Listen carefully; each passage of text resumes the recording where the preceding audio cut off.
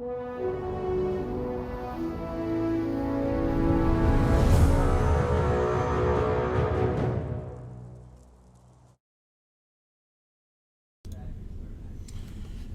folks, Max here.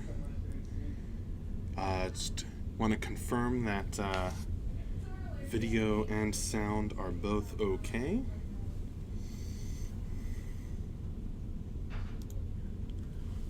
Looks like they're probably fine. Okay, so let's see here. Got too many stories. Alright, so it's time for another story time with Max. Thanks for joining me. I am going to read some of our lore on stream. This story is on our website, has been for a while, or even the rewritten version is on our website. Last time we did story time with Max, last week, I read the first half of the Becoming Cait story. Alright, great. Can hear and see. Good. Yes, so this time I'm going to finish that story. So we'll read the second part, the last half of the Cait Becoming tale. So, let's see, last time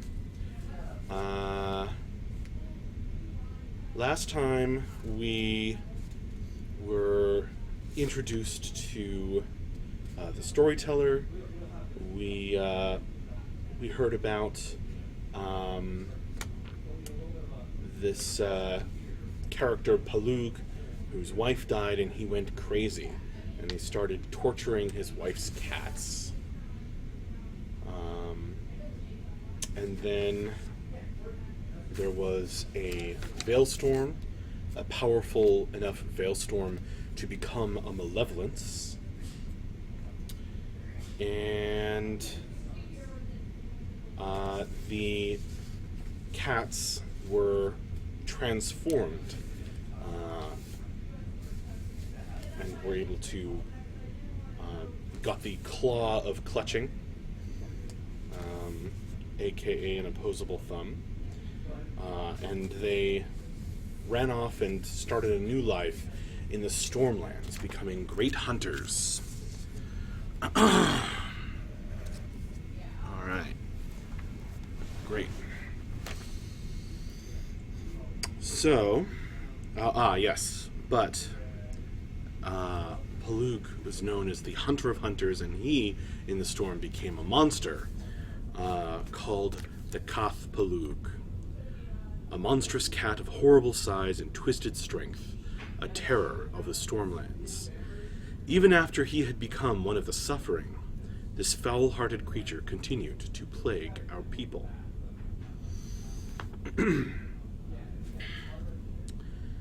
And so it came to pass that many seasons later, Moiric's daughter, the youngling she had carried from death, came into her full prime as a hunter. She struck out further and further, and became a very promising young warrior of Clan Kellis. One day, she came to the edge of a very dangerous area, hunting quickly and quietly.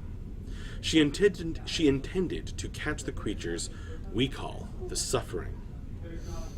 It was a noble hunt, but in her eagerness, this young one had not properly scouted the area. A simple hunt became an ambush. From a grove of trees nearby, a screeching growl was followed by a great crash as a gigantic rush of fur and claws burst from the foliage. The beast's claws tore up the earth as it ran, throwing clods of grass and dirt into the air as it rushed to pounce upon her. Gifted with the amazing reflexes and nose for danger that our kind possess, she had her claw sword out of its sheath before the Cath Palug had covered half the distance. The spines of the claw sword glinted in the sunlight. All of the youngling's muscles tensed, and she prepared for her end. With incredible grace, she leapt out of the way of the monster's initial pounce and struck one of the thing's crooked legs as it passed. The razor points of the claw sword drew blood, which burst, hot and red from the suffering, and steamed into the air. The thing let loose another growling shriek of pain and insane rage, turning to swipe at her with a row of mangled claws. Fast as the youngling was, she wasn't quite fast enough. The terrible claws raked her side as she whirled away, and she felt her heart's blood run into her fur. Undeterred, the youngling snarled and danced closer, looking for a chance to cut at the soft underbelly of the beast. All her senses sharpened to a fine point and aimed at the monster that came for her throat. The youngling was barely aware of a shout from the same grove of trees nearby, where the creature had emerged. The noise was made by a furless, a male. He was armed with a bright blade and ran straight towards her like a hunter himself. The terrible beast turned to look with its mismatched eyes, one slavering fang hanging out of its uneven mouth.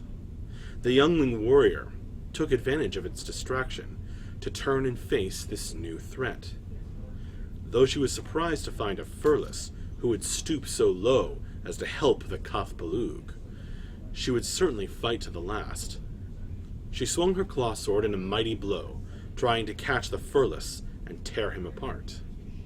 However, the furless let out a shout of surprise and seemed shocked that she menaced him. He ducked under her swing, rolled, and leapt up with the same momentum to slice at the confounded Cath-Palug. The wretched creature roared, and in a blur of motion mauled the furless, who could only do so much to defend himself from the heavy blows. He refused to retreat, however, and somehow weathered hits that should have flattened him. The Ketchi youngling shook her head in consternation at his foolishness. Directly engaging the Cath-Palug would certainly get him killed. Just as his head was about to be ripped from his body, she leapt back into the fray, beating the suffering back with fierce blows. Sweating, the furless male acknowledged that she had nobly saved his life with a simple nod. Working with her instead of against her, he circled around to the opposite side of the beast, trading blow for blow.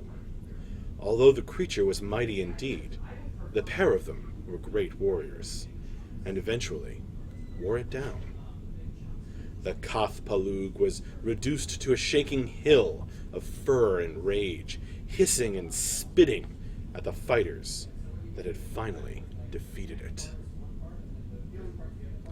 Our youngling looked at the panting furless, ready for anything. To her surprise, he stepped back and gestured with his bloody blade, offering her dominance and the honor of the killing blow. Our youngling did not hesitate to put the age-old enemy of her people out of its misery. The pair of them sat wearily down on the grass to clean their wounds. The furless didn't have the decency to offer to clean her wounds, as custom dictates. Our youngling eyed him carefully and took in his scent. It was at odds with his baffling behavior. Through the heady smell of blood, she felt his scent spoke to her of honesty and kindness, yet mixed with a hard quality, as though he could draw on deep strength from within. He was certainly ignorant and rude, however, for he interrupted her careful cleaning with talk. I am Arthur, and I greet you. I have come to this land to hunt abominations. Most of them aren't quite as fearsome as that thing was. He smiled, but showed his teeth, which was odd. I also wish to see for myself if the rumors of cat people in this part of the Stormlands were true.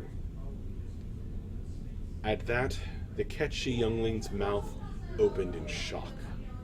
Yes, he had called us cat people. The most vile phrase that makes us out to be no more than a strange breed of furless, insulting both our ancestors and ourselves.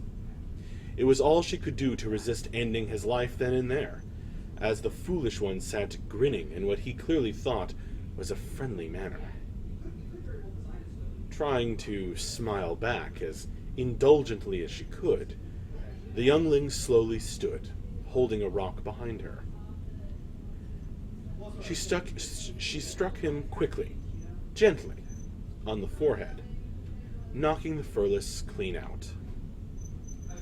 Then, with great care, she tied him to his mount, which she found wandering in the woods.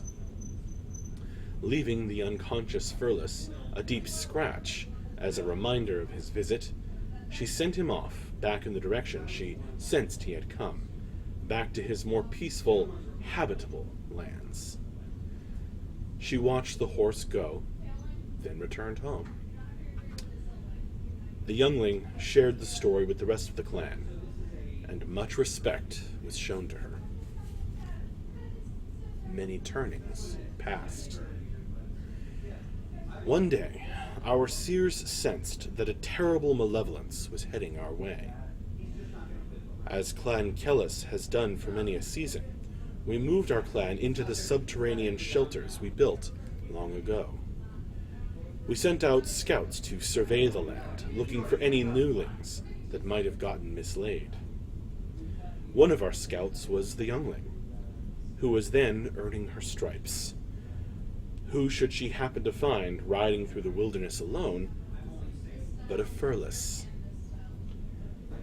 He had aged somewhat, in that particular way the furless do. But we forget nothing. The youngling recognized Arthur. She asked why he was foolish enough to be outside and so far away from home during a storm. He has about as much sense as he has fur and claws, she thought to herself. The furless called Arthur was embarrassed, but explained that in his lands, the seers, which he called storm wardens, had detected an incoming malevolence that was heading straight for our home, and he came to warn us and offer us shelter with his people. Warn us? As if we, who had survived the most terrible storms, couldn't feel it in our fur when a storm approached. The youngling couldn't decide whether to be insulted, laugh, growl, or just shake her head in dismay.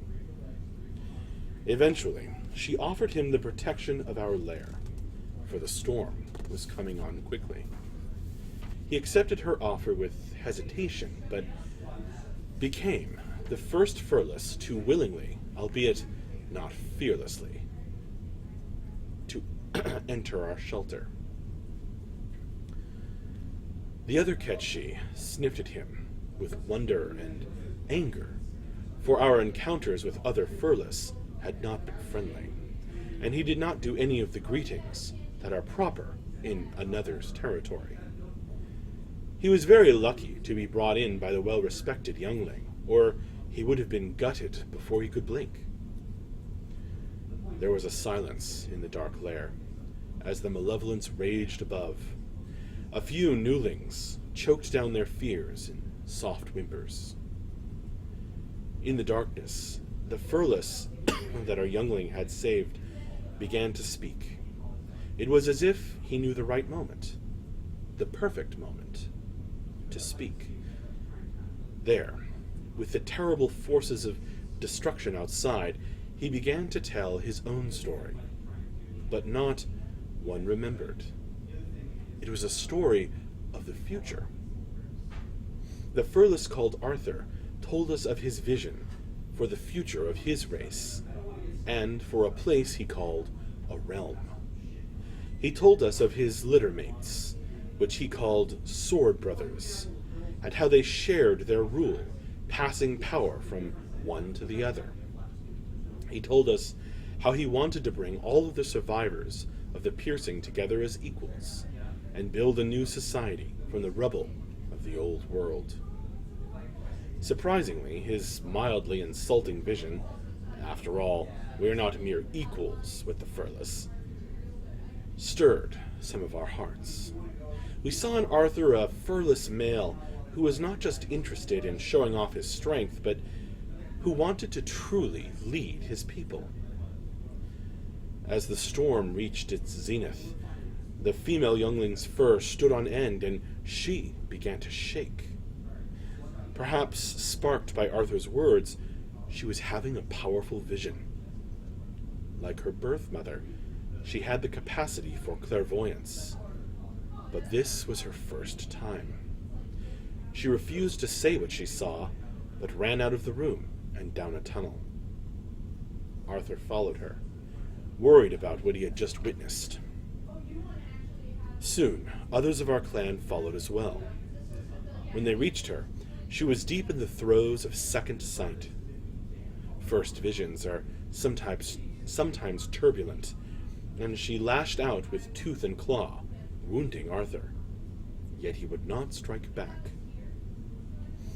When she came out of it, she refused to share what she had seen, pretending she was only distressed that she had harmed Arthur. She did not tell him what she had seen of the future.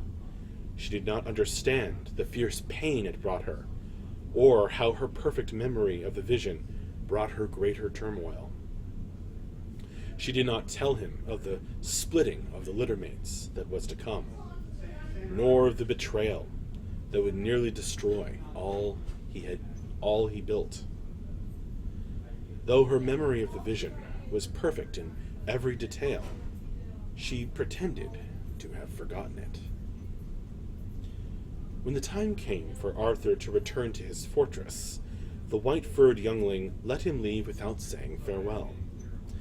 This was because she was making preparations. She received approval from her mother, Moiric herself, and from other elders. The white-furred youngling set out no more than a day behind Arthur, tracking him with consummate skill. There was a meeting of some sort being held in the fortress of Arthur. Many furless were gathering, wearing fine clothes and jewelry. The white-furred youngling hid and watched the strange ceremonies of the furless begin. Then she caught the whiff of an oddly familiar scent and turned to look. To her utter shock, one pudgy man came bounding along, wearing a heavy coat made with furs. From the scent of them, they were the heavily treated skins of her ancestors, creatures old but still recognizable. Enraged, she started forward out of her hiding place, her claws unsheathed. However, she was immediately surrounded by armed guards, who eyed her coldly. The fur-wearing, furless man wrapped himself tightly in his coat, and stumbled back, muttering. For a moment, there was silence. One of the guards motioned toward the door to the main hall of the fortress. Rather than harm these furless, who might be dear to Arthur, she allowed them to bring her inside. Arthur was seated upon a chair, wearing an odd hat. While others bowed before him, she simply purred, but kept her mouth closed to avoid displaying her teeth. Arthur, much to his credit, accurately interpreted the gesture and nodded in return, waving his guards away. His voice was gentle and friendly, but confused. "Why are you here, friend? What brings you to my court?" The white-furred youngling stared at him. "That night, in our lair, below the storm's fury, I saw a glimpse of the future. Of your future," she added, as several other important-looking furless filed into the hall behind her. The fat one with the skin cloak came in glaring, and her tail began to lash in annoyance. Arthur never took his eyes off of her, but leaned forward in his chair. What did you see? The youngling fearlessly turned to face him once more, holding herself still, though something about his gaze pulled at her and made her want to run forward. That I cannot tell you, but I know this. You will need the aid of our clan, Clan Kellis. At my urging, Moiric my mother has called on us all to come to your lands and help you with the great troubles that are coming. There was a tumult in the hall, with many voices raised in shock and disapproval. These creatures are dangerous and do not belong in the realm, they cried, drowning out the few words of approval or appreciation for an alliance with the Ketchi. The fat man stepped forward with a furious look, his voice booming across the hall. As a seller of fine furs, I fear these cat people will prove quite a problem. I will not stand for it. Arthur silenced his people with a stern glance and a gesture. He stood from his chair and walked over to the youngling and bowed most graciously, expressing his gratitude properly for once. Your people are most welcome. I thank you and I accept your aid, believing that whatever troubles may come, I will weather them with your help. I have seen for myself what fierce fighters you can be. In return, the Ketchi nodded her pure white head. Then I shall return to my people, and tell Moiric my mother of your acceptance. With a swish of her tail, she turned to go. But she was blocked. Spurred by some foolish self-righteousness, the fur merchant stepped in front of her. What insolence! This is ridiculous! Then, as he noticed no guards rushing to his side this time, he quailed a bit and looked from side to side. The youngling stepped closer, dancing lightly on her feet. No, this is ridiculous. With a deft flick of her claw, she severed the strip of leather that bound his cloak across his shoulders. She plucked the cloak away from him, then leaned in and smiled, with teeth. A wet stain appeared on the furless merchant's pants, spreading rapidly down his legs and dribbling onto the floor. He reeked of fear as he stumbled out of her way. As the youngling walked out the door, Arthur called to her and said, "Wait, before you go, my lady, may I know your name?" Ignoring the insult of being called a lady, which the youngling knew was unintended, she looked back to Arthur and said, "You do not have the patience or the vocal capacity to properly speak my full name. Some of your kind have called me Gwenhwyvar. You may call me Gwen." With a shake of her white tail, the youngling walked out the door.